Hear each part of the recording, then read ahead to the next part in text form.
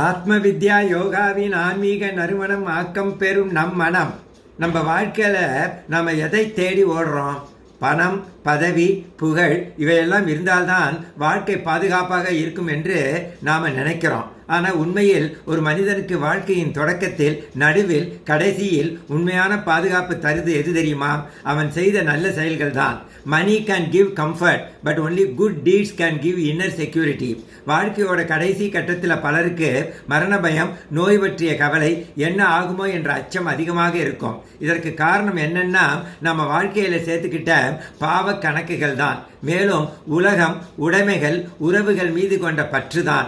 ஆனால் பக்தியோடு ஞானத்தோடு வாழ்க்கை வாழ்றவங்களுக்கு இந்த பயம் அதிகமாக இருக்காது. Because they know life is more than பாடி.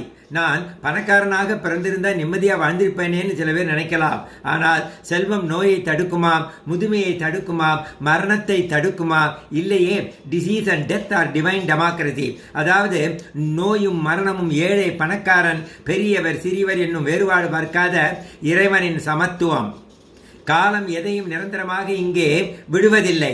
உடல், மனம், புத்தி, நம் பதவிகள், பட்டங்கள், ஏன் நம்ம உறவுகள் கூட ஒரு நாள் எக்ஸ்பைரி டேட் அடையுது.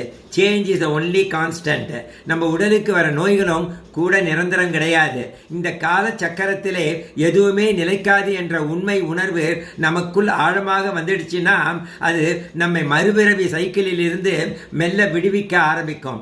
எந்த பிரச்சனையும் நிரந்தரம் இல்லை என்பதை நம்ப ஆரம்பிச்சா உங்க மனநிலை மாறும். உங்க பிரச்சனைக்கு உடனடி தீர்வு கிடைக்கிறதோ இல்லையோ, இந்த நம்பிக்கை உங்களுக்கு இமயமலை மாதிரி தைரியத்தையும் அளவில்லா மன நிம்மதியையும் கொடுக்கும். அதனால் நண்பர்களே, அழியக்கூடிய பொருள்களின் பின்னாலே ஓடுவதை நிறுத்தி மெதுவாக நாம் உள்பக்கம் திரும்புவோம். அழியாத புண்ணியங்களையும் ஞானத்தையும் நல்ல செயல்களையும் சேகரிப்போம். அதுவே உண்மையான பாதுகாப்பான நிம்மதியான வாழ்க்கைக்கு ஆதாரமாகும்.